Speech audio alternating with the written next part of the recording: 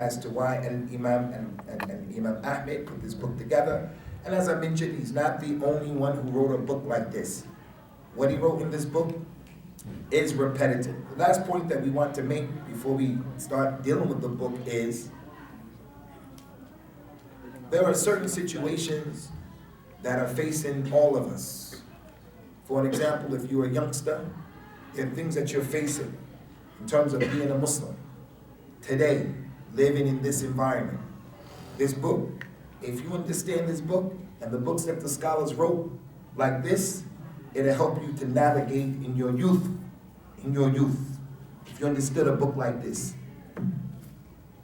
Also, where we come from, Somalia, we have some problems and challenges in Somalia, serious challenges. People have different opinions about those challenges. He thinks one way, and he wants to solve the problem one way. He thinks another way, he wants to solve the problem another way. This book right here, if the Muslims understood this book, they would know how to solve those problems. And when those issues come to him, this person comes and tells me how he wants to solve the problem, what he thinks the problem is. When I understand a book like this, I know how to comprehend what he's saying. I know who to be with and who not to be with. And that's another wisdom why I thought it was important to share this book with you, those of you who never heard it before. Who is this book talking to and explaining? Who is it addressing? What mentality? This book is expressing and explaining the Aqidah of Ahl Sunnah wal Jama'ah, Ahlul Hadith. This book is not in support of the one who believes that the Nabi is from the Nur of Allah. This book is not addressing and pumping the dawah of the one who curses the companions. This book is not addressing and supporting the opinion and the understanding of the individual who is an apologetic Muslim towards kuffar. He wants to please the kuffar about everything. So anything in Islam that the kuffar don't like, they don't accept, there's a book and a person who teaches and talks, and he says, or she says, anything that's going to be pleasing to the kuffar. This book is not for that. This book is addressing the Aqidah of Ahl Sunnah wal Jama'ah. And everybody should try to be from Ahl Sunnah wal Jama'ah. Now, I say that without being apologetic, without being political. This religion, you know, in Al-Islam, we have to have hikmah and things like that, but you can't be an individual who people don't know where you're coming from because you want to please everybody. Your goal and your objective shouldn't be to make people upset, but the haqq is the haqq. The truth is the truth, just like that. So this book is explaining the Aqidah of Ahl Sunnah, the people of the Sunnah of the Nabi sallallahu alaihi wasallam, and Al-Jama'ah, the people who are together. One of the most important goals and objectives in Al-Islam is the unity of the Muslims. But wallahi, thumma billahi, thumma tallahi, there can be no unity. I cannot unite with someone who is cursing Abu Bakr and Umar. I can't unite with someone who says things like, for an example, the human beings have the right to legislate. For an example, there's not that type of unity where it's just empty slogans. So that's the goal and the objective of the book. In the next 4 to 5 days, inshallah, I don't think we're going to be able to get through the whole book. It's not a long book, to be honest with you. It's precise, it's concise, it's comprehensive, and many of the points, some are more important than others, especially as it relates to us, Somalis, Muslims who are from Somalia, young people. There are certain points that are made that are more important than other points. So the more important points, inshallah, we'll deal with a bit more deep in detail. Not a lot of detail because it's not enough time. But the other points that are easily understood, most people understand them. There's no ishkal, no problem in understanding them. We won't get deep into that other than to give a dalil here or there from the Quran and the Sunnah, and we'll move on. So hopefully we'll try to finish as much as we can possibly finish from the book. And Imam Ahmed, ikhwani, as I told you earlier, he's known as being the Imam of Ahl Sunnah. He's not the only Imam. but he's known as being the Imam of Ahl-Sunnah, and he was called that and considered that because he was punished for his understanding of Islam. He was punished because during that time, the Muslims started to translate some of the books of the philosophers, people from Persia, people from the Greek philosophical people. They started translating some of that stuff, and those ideas crept into al-Islam. So the Muslims started believing in those things. And Imam Ahmed, he stood up for what was correct, and he was imprisoned. He was put in jail, and he was tortured. And he continued to remain steadfast, and he said the truth. But Imam Ahmed in this book, one of the most important chapters of this book, is Imam Ahmed deals with those Muslims like you and me, who don't like to see our land stolen, our water and our resources stolen. We don't want to be invaded. We don't want to be oppressed. We have bad leaders and rulers over us. Imam Ahmed, a bad ruler over him. Despite all of those dynamics and issues, in his book, he wrote about how the Muslim is supposed to deal with that leader, that ruler.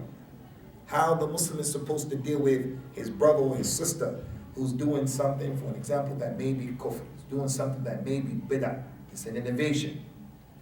And he put those things in the book again, ikhwani, to show the people the way of the people of the Sunnah is like that. As for the people of desires, the people who want to put their minds before the text, and what can you do about that?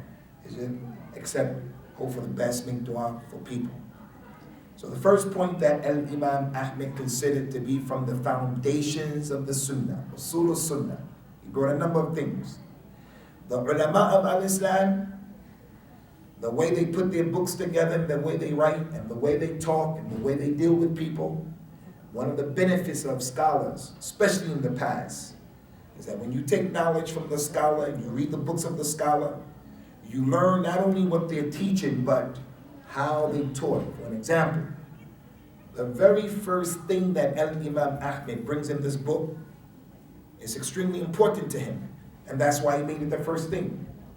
And if you were to read the Quran, when Allah Ta'ala mentions multiple things, the good ones and the bad ones, a lot of time the tartib, the order, is because that's the most important thing, and that's the next one most important, and that's the most, and so forth and so on. So the very first thing that he mentioned, he said, rahimahullah ta'ala, that the usul of the Sunnah, the foundations of the Sunnah, usul Sunnah indana, at-tamassuku bima kana alayhi ashabu an-nabi sallallahu alayhi wa sallam, wal-iqtida'u bihim, wa tarkul bid'ah, wa kullu bid'atin dalala. The first point that he mentioned, he said that the foundation of this religion to us is for a person to follow the companions and to hold on tenaciously to their way and to follow them and to imitate them and to emulate them and to abandon all innovations, for every innovation is going astray. A lot can be said about this, but we just want to talk very quickly, inshallah, although this is a very important point. Yawm al-Qiyamah, when we stand before Allah Azza wa Jalla, the way you understand Islam and you practice Islam, if your Islam and my Islam, if it's not similar to what those companions were doing, your Islam is going to be rejected. Allah is not going to accept it. The only Islam that Allah is going to accept Yawm al-Qiyamah is that Islam that resembles what Abu Bakr, Umar, Uthman, Ali, Ukasha, Bilal, Zayd, Aisha, Khadija, Safiya, radiallahu anhum, what they were doing. Anything that people are doing today, that those companions weren't doing during that time, it won't be accepted. No matter how sincere you are in doing it, and no matter how much it makes sense to you. Let me repeat that again. Anything that people are doing today, worship, ibadah, dhikr, anything, Yawm al-Qiyamah, if the person dies and he stands before Allah, And Allah asked him about that thing that he did. If Abu Bakr, Umar, Uthman, and Ali didn't do that thing, it's going to be rejected from you, no matter how sincere you are. I'll give you an example. There are many examples. I want to protest something. I want to protest. I'm not happy with something, so I'm going to protest. How do I choose to protest? I'm going to go on a hunger strike. I'm going to stop eating until I die, or until they change that thing. And I'm doing this because I'm trying to get close to Allah Azza wa Jalla. For an example, I'm trying to change that munkar. If I die doing that thing, I'm going to be asked by Allah. I'm going to be asked, where's the proof that the companions did that? Where is that in your religion? I can't take the ayat of the Quran, Kutiba alaykum as-siyamu kama kutiba ala alladhina min qablikum. Sawm is from Islam. I can't take that ayat because that ayat, although it's in the Quran, Abu Bakr, Umar, Uthman, and Ali, they didn't understand it the way I was understanding it. I'll give you an example. There are many examples. Many examples. All of us, we love the Nabi sallallahu alaihi wasallam. We respect the Nabi sallallahu alaihi wasallam. We know being a Muslim, you have to love him more than you love everybody else. In loving him and showing our love for him. In loving him and showing our love for him. We choose a day out of the year to celebrate his birth. Allah is going to ask me, where did Abu Bakr, Umar, Uthman, and Ali, where did they do that? And I have to be able to say, the proof of it was in this ayat and that hadith, and Abu Bakr, Umar, Uthman, and Ali, they understood it this way and that way. And if I can't do that, no matter how sincere I am, no matter how much it makes sense to me, it's not going to be accepted by Allah Azza wa Jalla. And that's because, the religion, as Imam Malik said, what was the religion back then is the religion for all times, and what wasn't the religion for them is not the religion for anybody. Allah Ta'ala mentioned in the Quran many ayat. We won't go through all of those ayat, but he mentioned to the people, he said to the Nabi sallallahu alaihi wasallam, فَإِنْ آمَنُوا بِمِثْلِ مَا آمَنْتُمْ بِهِ فَقَدْ اهْتَدَوْا. Allah said to the Nabi, if these people believe the way you and your companions believe, then they will be guided. The ayah didn't say, if these people believe the way you, Muhammad, believe by yourself. It said, فَإِنْ آمَنُوا بِمِثْلِ مَا آمَنْتُمْ بِهِ فَقَدْ اهْتَدَوْا. If they believe the way you and your companions believe, then they are guided aright. The ayah could have said, if they believe the way you believe by yourself, Muhammad, that's enough. But the fact that Allah Ta'ala made it plural shows the superiority and the importance of those companions, radiyallahu anhum ajma'een. Allah Ta'ala mentioned in the Quran, وَالسَّابِقُونَ الْأَوَّلُونَ مِنَ الْمُهَاجِرِينَ وَالْأَنصَارِ وَالَّذِينَ اتَّبَعُوهُم بِإِحْسَانٍ رَضِيَ اللَّهُ عَنْهُمْ وَرَضُوا عَنْهُ. That ayah is another proof of the superiority of those companions. The first group of Muslims, the vanguard from the Muhajirin and the Ansar, and those people who follow them in righteousness. Allah will be pleased with all of them, and they'll be pleased with Allah. That's two of the many ayat in the Quran that support this first point. Where does that point come from? It comes from the Quran and it comes from the Sunnah of the Nabi sallallahu alayhi wa sallam. As for the hadith of the Nabi sallallahu alayhi wa sallam concerning the virtues of the Nabi, the Prophet explained to us what we see is happening today in the Muslim world. He said about this ummah, وَسَتَفْتَرِقُ أُمَّتِي عَلَى 73 فِرْقَةٍ كُلُّهَا فِي النَّارِ إِلَّا وَاحِدًا. He said that this community is going to break up into 73 sects. All of them will be in the hellfire, except one. All of them will be rejected, except one. The companions wanted to know. They said, which one is going to be saved? Which one is going to be corrected? He says, sallallahu alaihi wasallam, the one that's doing what I'm doing today, and my companions. He said that the Jews broke off into 71 different denominations and sects. The Christians broke off into 72. My ummah is going to break off into 73. All of them will be rejected except one. When they come before Allah Yawm al-Qiyamah, all of them will be rejected except one. Which one is going to be okay, Ya Rasulullah? He said, the one that's doing what I'm doing today, and my companions. And my companions. So that's a clear indication and a clear proof that the Muslim who has aql, he's aqil. He has to be an individual who he has to pattern his life, he has to pattern his understanding, he has to pattern his Islam after those companions. I don't know if you people are aware, but every single group of Muslims, they say that the haqq is with them. Every group of Muslims. And they use ayahs of the Quran and the Hadith to prove it. In Islam, I want to ask you, how many wives can a man have at one time? At one time, how many? What's the majority? How many? Arba. Is there a proof for that? There's a proof for that. Allah Ta'ala mentioned in the Quran, فَانْكِهُ مَا طَابَ لَكُم مِّنَ النِّسَاءِ مَثْنَى وَثُلَاثَ وَرُبَاعَ. Marry the women who are pleasing to you. Marry 2 or 3 or 4. 2 or 3 or 4. That ayat in the Quran, the way Abu Bakr, Umar, Uthman, and Ali understood it was, a man can marry 2 women, or he can have 3 women, or he can have 4, he can have 1. That's how they understood it. The person comes today and he takes that ayat and he said, Allah said in the Quran, I can marry 9 wives, and he has 9 wives. He says, Wallahi, I can have 9 wives. You say to him, where's the dalil? He recites that same ayat. Allah said marry 2, 3, or 4. It equals 9.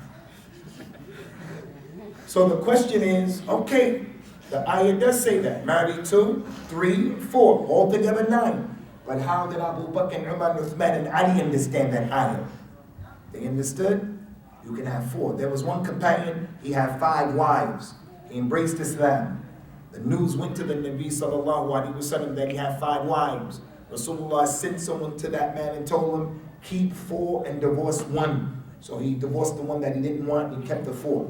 In Jahiliyyah, you can have as many wives that you wanted to have. But in Islam, that goes to show us that all of the companions were of the understanding that a man can only have 4 wives. So the point is, people can use that Quran to prove any and everything. You know? The man, Elijah Muhammad from the Nation of Islam. You know that man? Nation of Islam. They're kuffar. They're not Muslims. Those people used to use the Quran to prove all kind of nonsense of the kufr. So I don't want to deviate from the point. The point here, point number 1, one of the most important points in this book and in your life. Your Islam, my Islam, it has to resemble the Islam of Abu Bakr, Umar, Uthman, Ali, and the rest of those companions, radiyallahu anhum ajma'in. One time the companions, they made Salat al-Maghrib with the Nabi sallallahu alayhi wa sallam. He got up and he left and they sat. They said, let's sit here and make dhikr until Isha. So the Nabi came out for Salat al-Isha. He said, you people have been here all of this time? He said, yes. They say, yes. He told them, sallallahu alayhi wa sallam, ahsantum, aw asabtum, you did good. And then he looked up in the sky. He used to look up in the sky a lot. And we're going to come to, why did the Prophet look up in the sky so much during his life? Sallallahu alayhi wa sallam.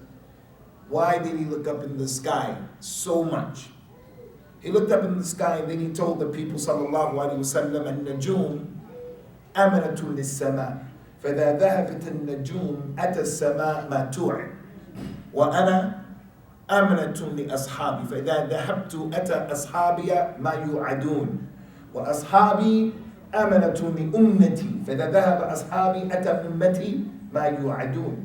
He said that the stars in the sky, they are protectors of the sky. As long as the stars are in the sky at night, Yawm al-Qiyamah is not going to establish.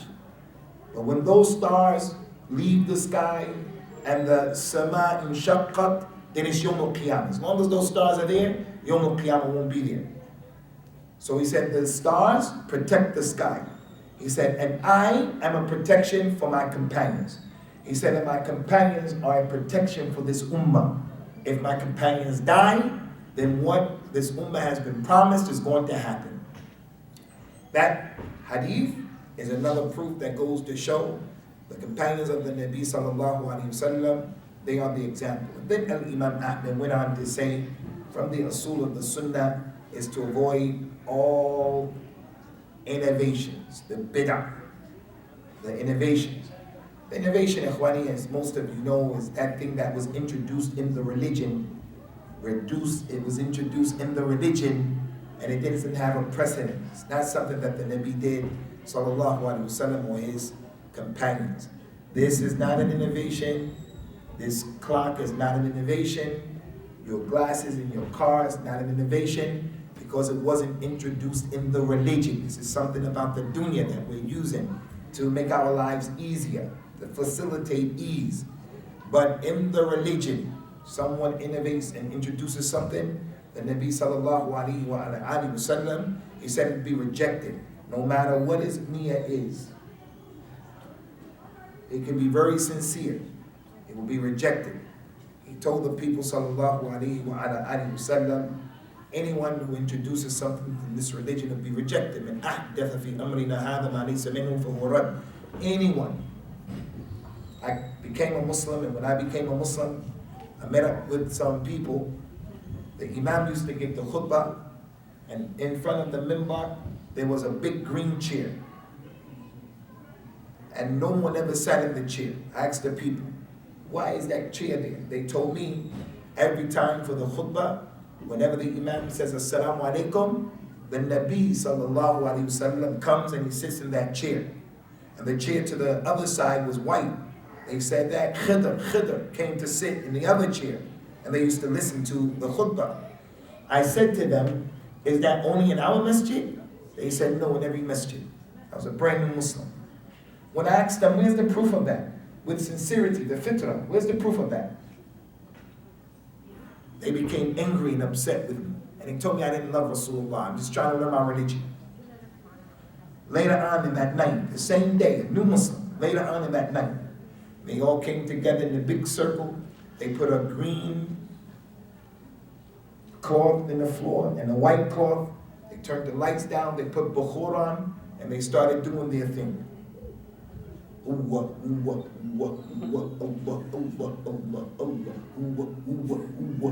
some of them were spinning around, and his dress was spinning. He had a dress, and he was spinning.